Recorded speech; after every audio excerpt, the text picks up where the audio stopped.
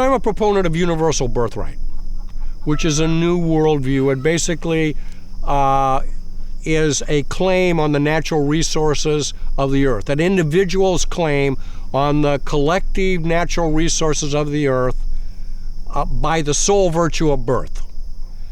And for instance, I say as the oil comes up out of the ground, instead of going into a capitalist system where it would go to a corporation, the revenue, or into a communist system or a socialist system where the revenue would go to the government, it gets distributed equally to the inhabitants as our financial base. This is kind of like a step up of guaranteed basic income, because it's not something that you're giving somebody, it's a claim to a share of the wealth.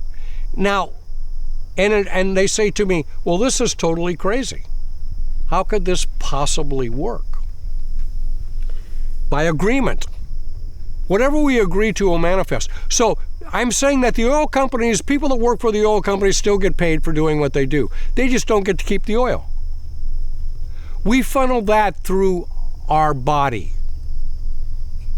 We funnel that through the family of humanity everywhere. Everyone gets an equal cut with one exception. And this exception, I think, is the crowning point of human development. If you are a woman, and you, the woman, have a child, you, the woman, receive the child's portion until the child reaches majority.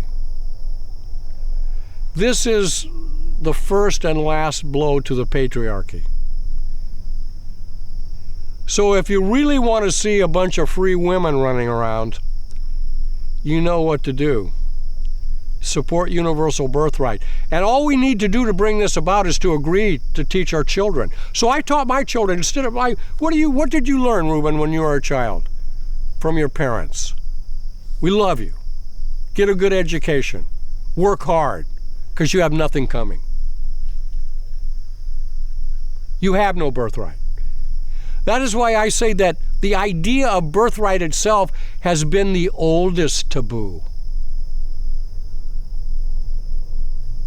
That you would think that you have a claim because you are alive. Can that be? It could be if we agree.